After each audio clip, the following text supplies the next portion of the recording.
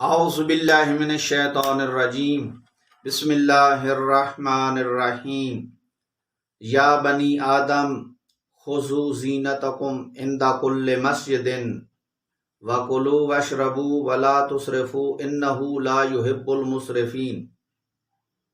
خداوند عالم نے فرمایا کہ اے بنی آدم، جب مسجد میں جاؤ تو زینت کے ساتھ جاؤ، خوشبو لگا کے جاؤ، کھاؤ اور پیو، کلو وشربو، کھاؤ اور پیو، ولا تسرفو، لیکن فضول خرچی نہ کرو، انہ لا یحب المسرفین، اللہ تعالیٰ فضول خرچی کرنے والوں کو پسند نہیں کرتا۔ یہ سورۃ اعراف آیت نمبر 31 کے اندر خداوند عالم فرما رہا ہے۔ ہمارا آج موضوع ہے اعتدال اور استعمال کی حدود، یعنی زندگی کے امور میں اعتدال سے کام لینا چاہیے، میانہ روی سے کام لینا چاہیے، کیونکہ حدیث ہے کہ رسول خدا صلی اللہ علیہ وسلم نے فرمایا خیر الامور اوسطھا، بہترین امور وہ ہیں جس میں میانہ روی ہو۔ اچھا، میانہ روی ایک ایسی حد ہے کہ جس کے اوپر چلے جائیں تو انسان فضول خرچ ہو جاتا ہے، اور جس سے نیچے چلے جائیں تو انسان بخیل بن جاتا ہے۔ تو دیکھتے ہیں کہ بخیل ہوتا کون ہے۔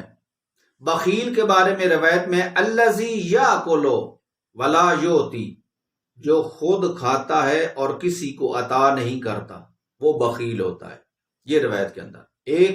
پھر رسول خدا صلی اللہ علیہ وسلم نے فرمایا کھاؤ، پیو، پہنو، صدقہ دو، لیکن فضول خرچی نہ کرو اور بخل بھی نہ کرو، اس لیے کہ اللہ تعالیٰ اس کو دوست نہیں رکھتا، اور جب کوئی نعمت ملے تو اللہ چاہتا ہے کہ اس نعمت کے آثار وہ آدمی ظاہر کرے۔ روایت میں ہے کہ جب آپ کو کوئی نعمت ملے تو اس کے آثار آپ میں نظر آنے چاہیے۔ اگر آپ کے یہاں پیسہ زیادہ ہے تو پہلے موٹر سائیکل تھا تو آپ گاڑی لے لو، پہلے آپ کے کپڑے اچھے نہیں ہوتے تھے تو کپڑے اچھے پہننا شروع کر دو، پہلے حج و زیارات پر نہیں جا سکتے تو اب جاؤ۔ یہ نہیں ہے کہ جو پہلے والی حالت تھی اسی کے اوپر قائم رہنا اور یہ کہنا کہ بس ہم تو سادگی استعمال کر رہے ہیں۔ نہیں، جب اللہ نعمت دیتا ہے تو اس نعمت کا ظاہر ہونا بندے کے اندر، اللہ چاہتا ہے کہ میرا بندہ اس نعمت کا اظہار کرے تاکہ پتہ چلے کہ اللہ نے اس کو نعمت دی ہے۔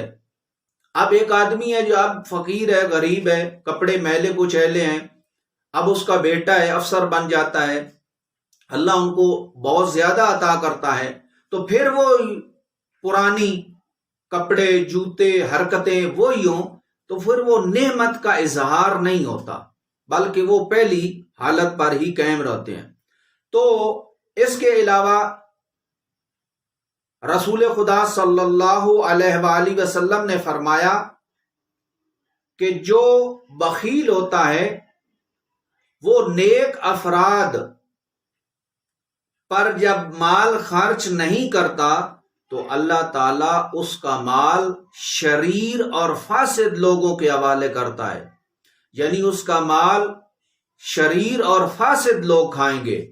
اسی طرح امام صادق علیہ الصلوۃ والسلام نے فرمایا من باریا من البخل نال الشرف، جس نے بخل سے دوری کی، جس نے بخل سے دوری کی یعنی بخیل نہ بنا، اس کو شرف حاصل ہوتا ہے، وہ شرف تک پہنچتا ہے، وہ شرافت مند بنتا ہے، شرافت ہوتی ہے۔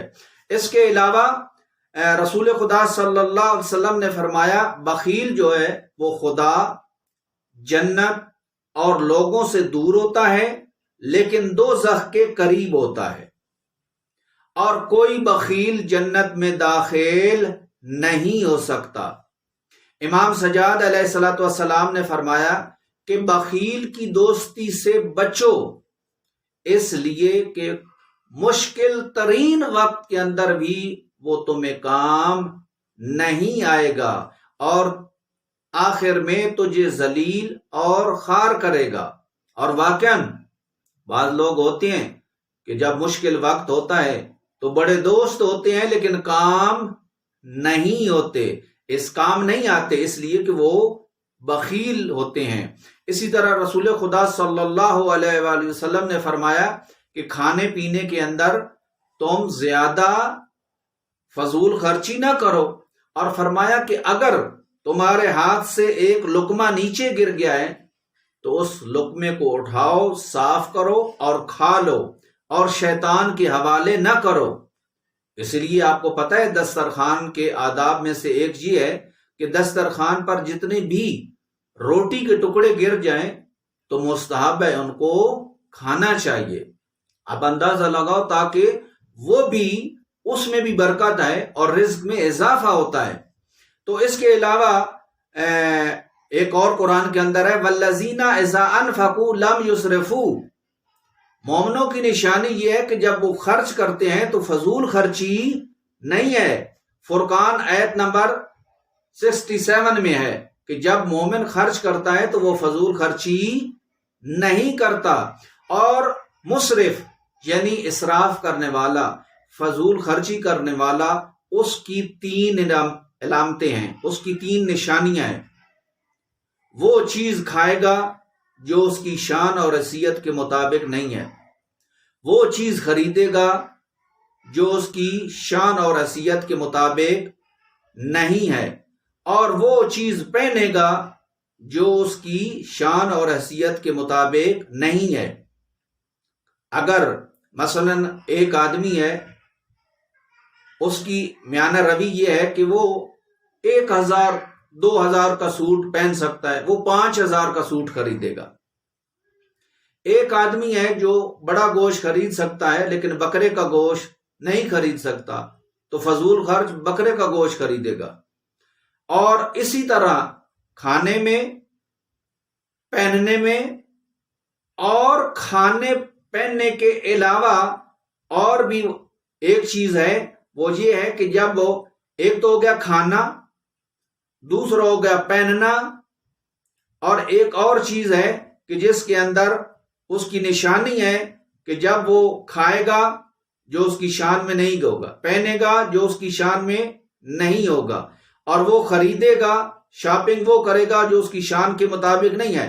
حدیث میں من بذر حرمہ اللہ، جس نے بذر کیا، فضول خرچی کی، اس کو اللہ محروم کر دیتا ہے۔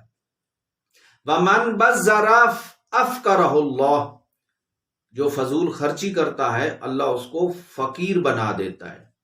امام صادق علیہ الصلوۃ والسلام نے فرمایا فضول خرچی کرنے والا جب روزی کے لیے دعا کرتا ہے کہ خدایا میری روزی میں برکت عطا کر، لیکن خدا اس کی دعا قبول نہیں کرتا۔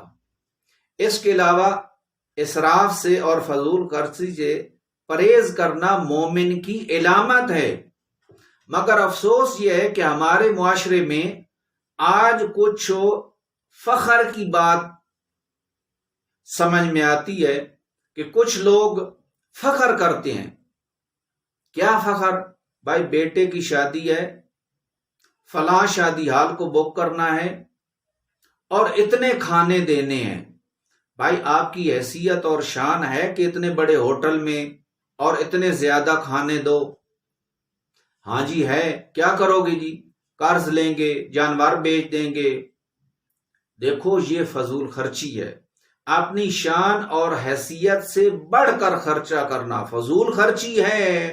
اور کچھ لوگ ایسے ہیں کہ جو ہوٹل بک کر سکتے ہیں، اچھے کھانے دے سکتے ہیں، لیکن وہ بالکل سادہ کھانے دیتے ہیں۔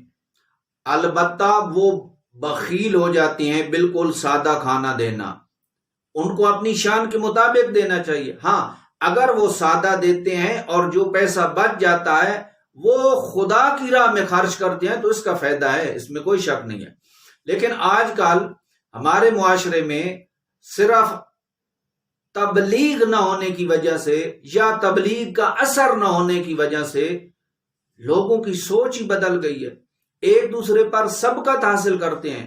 اس آدمی نے 2 کھانے دیے ہیں، میں 3 کھانے دوں گا، اس نے یہ کھانا دیا میں اس سے بڑھ کر کھانا دوں گا۔ ارے بھائی اس میں مقابلہ بازی نہیں ہے، تم نے جو کچھ دینا ہے خوشنودی خدا کے لیے دو، جو خدا قبول بھی کرے اور جس کا ثواب بھی ہو۔ اور ہم دعا کرتے ہیں کہ خداوند عالم ہم سب کو اسلام پر عمل کرنے کی توفیق عطا فرمائے۔